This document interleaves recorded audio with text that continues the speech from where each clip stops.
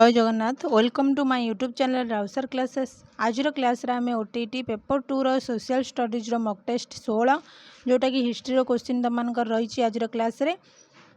तो क्लास रे किए नुआ तेज चैनल को सब्सक्राइब करेंगे। जब वीडियो भल लगे तो लाइक करेंगे। तो चलतु स्टार्ट करवा हिस्ट्री कौन सब क्वेश्चन रही जाना आज क्लास रे। तो चलतु स्टार्ट करवा। तो फास्ट क्वेश्चन देला आमर जे सतीदाह प्रथा उच्छेद पाई प्रथमे केउ प्रेसिडेंसी पाई यह लागू करा जाइथिला। सतीदाह प्रथा उच्छेद पाई प्रथमे केउ प्रेसिडेंसी पाई यह लागू करा जाइथिला।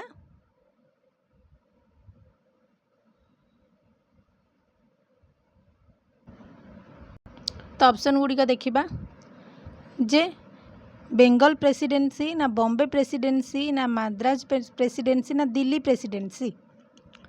तो क्वेश्चन आमर कौन देला सतीदाह प्रथा उच्छेद पाई प्रथमे केउ प्रेसिडेंसी पाई यह लागू करा जाइथिला। तो ऑप्शन ए हेबो तमन का राइट आंसर जे बेंगल प्रेसिडेंसी। तापर क्वेश्चन देखिबा।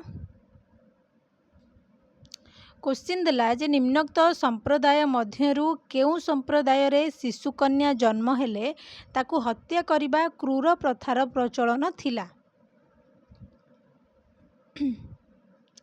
तो क्वेश्चन आउ थे पढ़ा जे निम्नोक्त संप्रदाय मध्यरु केउ संप्रदाय रे शिशु कन्या जन्म हेले ताकू हत्या करिबार क्रूर प्रथार प्रचलन थिला। ऑप्शन देखिबा सिख ना राजपूत ना मुसलमान ना ख्रिस्टियन। केउ संप्रदाय रे ना ऑप्शन बी जोटा कि राजपूत। Option B. तापर क्वेश्चन 1795 ख्रीष्टाब्द रे केउ रेगुलेशन धारा 21 रे शिशु हत्या आईन विरुद्ध बोली आईन होइथिला। ऑप्शन देखिबा इंग्रेज रेगुलेशन धारा 21 ना भारतीय रेगुलेशन धारा 3 ना बेंगल रेगुलेशन धारा 21 ना बेंगल रेगुलेशन धारा 3। तो ऑप्शन सी हबो जे बेंगल रेगुलेशन धारा 21। तापर क्वेश्चन 1870 मसीह रे भारत सरकार केउ व्यवस्था को पितामाता पाई बाध्यतामूलक करथिले। तो 1870 मसीह रे भारत सरकार केउ व्यवस्था को पितामाता बाध्यतामूलक करथिले। शिशु कन्या जन्म हिसाब रखिबा ना शिशु मानक जत्न नेबा प्रतिश्रुति देबा ना शिशु मानक जन्म दिवस पालन करिबा ना शिशु मानक जन्म पंजीकरण करिबा। तो ऑप्शन डी हबो तमनक राइट आंसर जे शिशु मानक जन्म पंजीकरण करिबा। तापर क्वेश्चन निम्नोक्त केउ व्यक्ति को भारतीय नवजागरणर जनक कहा जाए। तो चारिटा ऑप्शन देइछि रामकृष्ण परमहंस राजा राममोहन राय स्वामी विवेकानंद ना दयानंद सरस्वती। क्वेश्चन कौन देइछि ना भारतीय नवजागरणर जनक बोली काहू कहा जाए। ऑप्शन बी हबो जोटा कि राजा राममोहन राय को कहा जाए। तापर क्वेश्चन ब्राह्मण समाजर सदस्य माने निम्नोक्त केउ प्रथा को ग्रहण करि नथिले। ऑप्शन गुड़िक देखिबा जे ईश्वर ठारे विश्वास स्थापन ना परम ब्रह्म को आराधना ना वेदांत उपनिषद पठन ना अवतारवाद उपरे विश्वास। ऑप्शन डी हबो राइट आंसर जे अवतारवाद उपरे विश्वास। तापर क्वेश्चन राजा राममोहन राय को केउ अनुगामी बा शिष्य वेद समाज प्रतिष्ठा करथिले। ऑप्शन देखिबा केशव चंद्र सेन ना देवेंद्रनाथ ठाकुर ना रविंद्रनाथ ठाकुर ना काशीराम। आमर क्वेश्चन देइछि जे राजा राममोहन राय केउ अनुगामी बा केउ शिष्य ताकर वेद समाज प्रतिष्ठा करथिले कि करथिले। ऑप्शन ए जोटा कि केशव चंद्र सेन।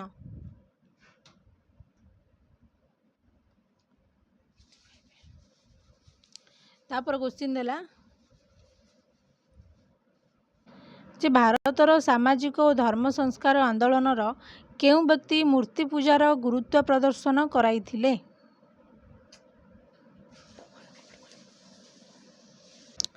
तो ऑप्शन गुड़िक देखिबा राजा राममोहन राय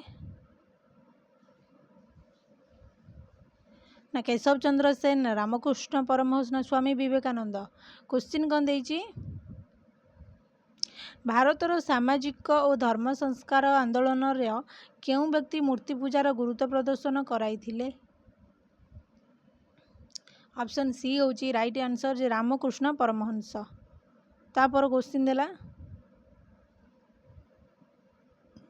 ନିମ୍ନୋକ୍ତ କେଉଁ ଅନୁଷ୍ଠାନର ଲକ୍ଷ୍ୟ ଯେ ମାନବ ସେବା ହିଁ ମାଧବ ସେବା ଥିଲା? ଅପସନ୍ ଦେଖିବା ରାମକୃଷ୍ଣ ମିଶନ ନା ବେଦ ସଭା ନା ବେଦ ସମାଜ ନା ଆର୍ଯ୍ୟ ସମାଜ। ତ ଅପସନ୍ ଏ ହେବ ରାଇଟ୍ ଆନ୍ସର୍ ଯେ ରାମକୃଷ୍ଣ ମିଶନ। ତାପରେ କ୍ୱେଶ୍ଚିନ୍ କେଉଁ ବ୍ୟକ୍ତି ହିନ୍ଦୁ ଧର୍ମର ପ୍ରକୃତ ଅର୍ଥ ବ୍ୟାଖ୍ୟା କରି ପାଶ୍ଚାତ୍ୟବାସୀଙ୍କ ମନରେ ଏକ ବଦ୍ଧମୂଳକ ଧାରଣା ଜନ୍ମାଇ ପାରିଥିଲା? ଅପସନ୍ ଦେଖିବା ମହାଦେବ ଗୋବିନ୍ଦ ରାଣାଡେ ନା ବିଶ୍ୱକବି ରବୀନ୍ଦ୍ରନାଥ ଠାକୁର ନା ସ୍ୱାମୀ ବିବେକାନନ୍ଦ ନା ରାମକୃଷ୍ଣ ପରମହଂସ। ତ ଅପସନ୍ ସି ହେବ ଯେଉଁଟାକି ସ୍ୱାମୀ ବିବେକାନନ୍ଦ। ତାପରେ କ୍ୱେଶ୍ଚିନ୍ ଦେଲା S.R. ଶର୍ମା କାହାଙ୍କ ଉଦ୍ଦେଶ୍ୟରେ ଏହି ମନ୍ତବ୍ୟ ପ୍ରଦାନ କରିଥିଲେ ଯେ ସେ ଜଣେ ମାନବ ରୂପୀ ଆଗ୍ନେୟଗିରି ଥିଲେ ତାଙ୍କ ଦ୍ୱାରା ଉଚ୍ଚାରିତ ହେଉଥିଲା ପ୍ରତିଟି ଶବ୍ଦ ଜ୍ୟୋତିର୍ମୟ ଓ କ୍ଷମତାର ପରିପୂର୍ଣ୍ଣ ଥିଲା? ତ ଏଇ ଯେଉଁ ମନ୍ତବ୍ୟଟା କାହାଙ୍କ ଉଦ୍ଦେଶ୍ୟରେ ଦିଆଯାଇଥିଲା? ଅପସନ୍ ଦେଖିବା ମହାତ୍ମା ଗାନ୍ଧୀ ନା ସାର୍ ସୈୟଦ ଅହମ୍ମଦ ଖାଁ ନା ସ୍ୱାମୀ ଦୟାନନ୍ଦ ସରସ୍ୱତୀ ନା ସ୍ୱାମୀ ବିବେକାନନ୍ଦ। ତ ଅପସନ୍ ଡି ହେବ ଯେଉଁଟାକି ସ୍ୱାମୀ ବିବେକାନନ୍ଦ। ତାପରେ କ୍ୱେଶ୍ଚିନ୍ ଦେଲା କେଉଁ ଅନୁଷ୍ଠାନର ସଦସ୍ୟମାନେ ପାଶ୍ଚାତ୍ୟ ଶିକ୍ଷା ଓ ଦର୍ଶନ ଭାରତର ଉନ୍ନତି ଓ ସ୍ୱାଧୀନତା ପାଇଁ ନିତାନ୍ତ ଦରକାର ବୋଲି ମତ ଦେଇଥିଲେ? କେଉଁ ଅନୁଷ୍ଠାନର ସଦସ୍ୟମାନେ? ଅପସନ୍ ଦେଖିବା ଆମର ଯେ ପ୍ରାର୍ଥନା ସମାଜ ନା ଆର୍ଯ୍ୟ ସମାଜ ନା ରାମକୃଷ୍ଣ ମିଶନ ନା ପ୍ରାର୍ଥନା ସଭା।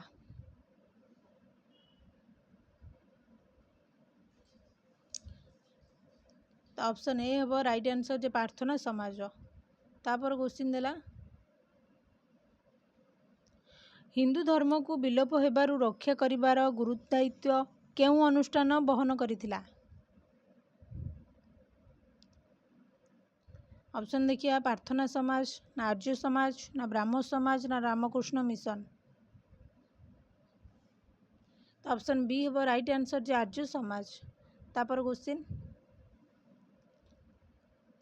ବେଦ ହେଲା ସମସ୍ତ ଜ୍ଞାନର ମୂଳ ଉତ୍ସ ଏହା କିଏ କହିଥିଲେ? ବେଦ ହେଉଛି ସମସ୍ତ ଜ୍ଞାନର ମୂଳ ଉତ୍ସ ଏହା କିଏ କହିଥିଲେ? ଅପସନ୍ ଦେଖିବା ସ୍ୱାମୀ ବିବେକାନନ୍ଦ ନା ଗୋବିନ୍ଦ ରାଣାଡେ ରାମକୃଷ୍ଣ ପରମହଂସ ନା ସ୍ୱାମୀ ଦୟାନନ୍ଦ ସରସ୍ୱତୀ। ତ ବେଦ ହେଲା ସମସ୍ତ ଜ୍ଞାନର ମୂଳ ଉତ୍ସ ଏହା କିଏ କହିଥିଲେ? ସ୍ୱାମୀ ଦୟାନନ୍ଦ ସରସ୍ୱତୀ। ଅପସନ୍ ଡି ହେଉଛି ରାଇଟ୍ ଆନ୍ସର୍। ତାପରେ କ୍ୱେଶ୍ଚିନ୍ ଦେଲା ଯେ ପୁରୀରେ ଏକ ନୂତନ ଧରଣର ସଂସ୍କୃତ ବିଦ୍ୟାଳୟ କିଏ ପ୍ରତିଷ୍ଠା କରି ସଂସ୍କୃତ ସହିତ ଇଂରାଜୀ ଗ୍ରୀକ୍ ଓ ଲାଟିନ୍ ଆଦି ଶିକ୍ଷାଦାନ କରୁଥିଲେ? କିଏ ପ୍ରତିଷ୍ଠା କରିଥିଲେ? ଅପସନ୍ ଦେଖିବା ଯେ ମହାରାଜା କୃଷ୍ଣଚନ୍ଦ୍ର ଗଜପତି ନା ଗଜପତି ଦିବ୍ୟସିଂହ ଦେବ ନା ହରିହର ଦାସ ଶର୍ମା ନା ମଦନ ମୋହନ ଆଚାର୍ଯ୍ୟ। ତ ଅପସନ୍ ସି ହେବ ରାଇଟ୍ ଆନ୍ସର୍ ଯେ ହରିହର ଦାସ ଶର୍ମା। ତାପରେ କ୍ୱେଶ୍ଚିନ୍ ଦେଲା ଯେ ଆଲିଗଡ଼ ଆନ୍ଦୋଳନ କେଉଁ ଆନ୍ଦୋଳନର ଗୁରୁତ୍ୱପୂର୍ଣ୍ଣ ଭୂମିକା ନିର୍ବାହ କରିଥିଲା? ଆଲିଗଡ଼ ଆନ୍ଦୋଳନ କେଉଁ ଆନ୍ଦୋଳନର ଗୁରୁତ୍ୱପୂର୍ଣ୍ଣ ଭୂମିକା ନିର୍ବାହ କରିଥିଲା? ଅପସନ୍ ଦେଖିବା ମୁସଲମାନ ସମାଜ ସଂସ୍କାର ନା ହିନ୍ଦୁ ଧର୍ମ ସଂସ୍କାର ନା ଖ୍ରୀଷ୍ଟ ଧର୍ମ ସଂସ୍କାର ନା ଶିଖ ଧର୍ମ ସଂସ୍କାର।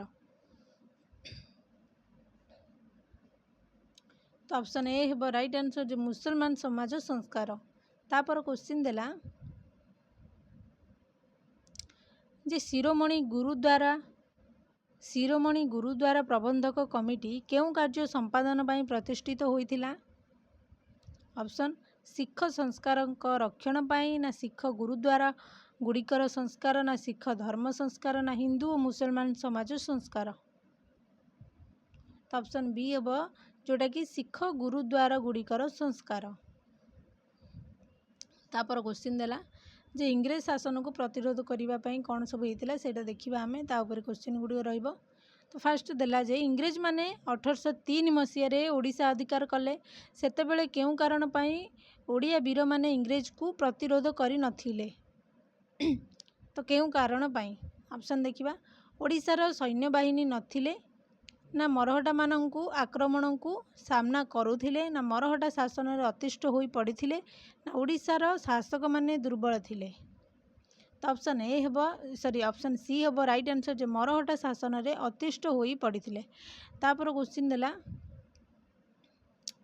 जे जय राजगुरुंग वेद पुराण और धर्म ग्रंथ रे अगाध पांडित्य थिला तांकर ए ज्ञान गारिमारे मुग्ध होई केउं राजा तांको राजसभा को नहीं नेबा पाई चाहिथिले केउं राजा चाहिथिले ऑप्शन देखिबा आठगड़र राजा धनंजय हरिचंदन ना गंजामर राजा धनंजय भंज ना पारଳାखेमुंडीर राजा नारायण देव ना मयूरभंजर राजा जदुनाथ भंज। तो ऑप्शन ए हेबो जोटा कि आठगड़र राजा धनंजय हरिचंदन। तापर क्वेश्चन देखिबा जय राजगुरु पाइक मानंकु युद्ध विद्या शिक्षा देबा पाई केउं अनुष्ठान मान प्रतिष्ठा करथिले। इंपोर्टेंट क्वेश्चन जे जय राजगुरु पाइक मानंकु युद्ध विद्या शिक्षा देबा पाई केउं अनुष्ठान मान प्रतिष्ठा करथिले सेना छाउणी ना सैनिक विद्यालय ना सैनिक तामिल केंद्र ना आखड़ाशाला।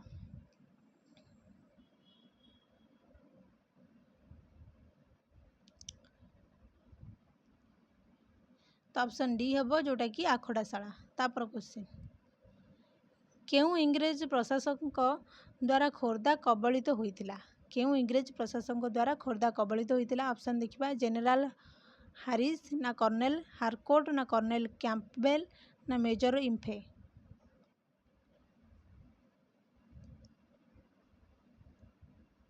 कहा द्वारा होइतिला ऑप्शन बी जोटा कि कर्नेल हारकोट। तापर क्वेश्चन 1804 मसीह इंग्रेज माने केउं दुर्ग को अधिकृत करथिले 1804 मसीह इंग्रेज माने केउं दुर्ग को अधिकृत करथिले बरुणेई ना बारभाटी ना शरणगढ़ ना पाटणागढ़।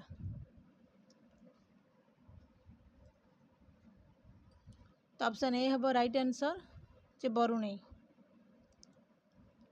तापर क्वेश्चन इंग्रेज सरकार चक्रांतरे बक्सी जगबंधु तांकर केउं जागिरी हराइथिले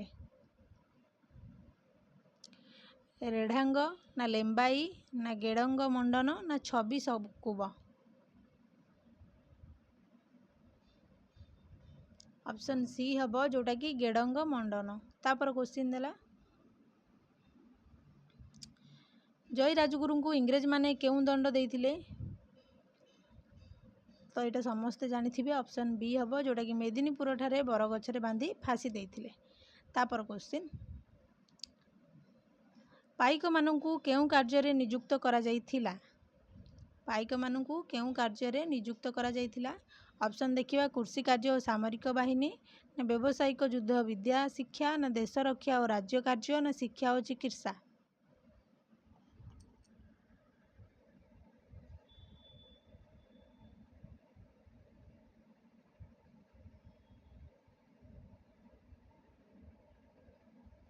तो ऑप्शन ए हेबो राइट आंसर जे कृषि कार्य और सामरिक बाहिनी। तापर क्वेश्चन देला इंग्रेज माने ओडिशा अधिकार करिबा पूर्वरु कृषक माने केउं प्रकार राजस्व देउथिले। ऑप्शन गुड़िक देखिए कृषिजात द्रव्य को ना कौलिक वृत्ति द्रव्य गुड़ी को ना कौड़ी ना मुद्रा। क्वेश्चन देजी जे इंग्रेज माने ओडिशा अधिकार करिबा पूर्वरु कृषक माने केउं प्रकार राजस्व देउथिले तो ऑप्शन सी हेबो कौड़ी।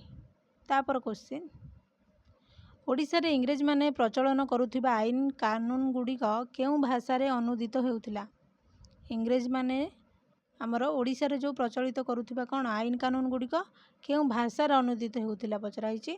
तो ऑप्शन देखिया बंगला ना हिंदी ना पारसी और बंगला।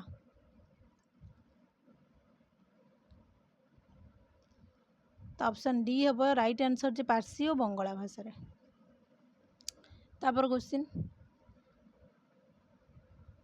सर्वराकार मानंको कूट चक्रांतरे खोर्धा राजा सेनापति जगबंधु तांको जमीदारी रु वंचित होइथिले एही सर्वराकार काहाकू कुहा जाए सर्वराकार काहाकू कुहा जाए बोली पचरा हेछि। ऑप्शन गुडी देखिबा तापर जानि परिबा फास्ट ऑप्शन देला जे खंजणा हासिल करी सरकार को दाखल करुथिबा कर्मचारी ना कृषक मानक ठारू खंजणा आदाय करी जमीदार को पठाई करुथिबा व्यक्ति ना पाइक मानक युद्ध कौशल शिक्षा देउथिबा व्यक्ति मानक ना सरकार को विभिन्न आईन प्रणयन करने को प्रवर्ताई थिबा व्यक्ति मानक।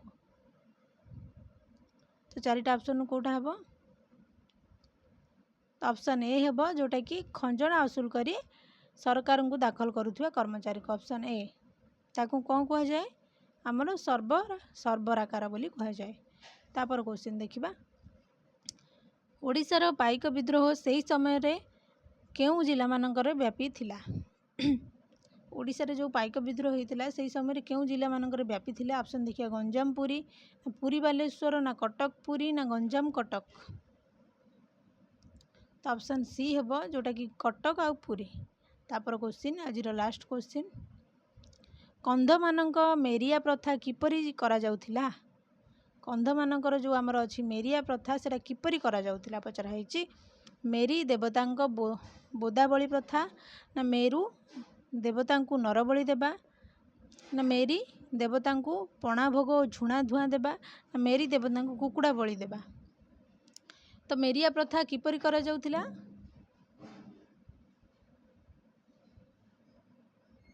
तो ऑप्शन बी जोटा कि मेरू देवता को नरबली देवा। तो ये थिला तुम मानकर 30टा क्वेश्चन तुम हिस्ट्री 30टा क्वेश्चन पूरा इंपोर्टेंट क्वेश्चन आज क्लास रही। जदि क्लास रे किए नुआ आसुचंदी तेबे चैनल को सब्सक्राइब करिवो जाफल कि ओटीडी पेपर 1 और पेपर 2 जदि आपण माने प्रिपेयर होउथिबे सबरो क्लास आपण माने फ्री रे पाई परिबे हमर यूट्यूब चैनल रे। आ जदि क्लास टी भल लागि ताले समस्त गोटे गोटे लाइक करिवे। धन्यवाद।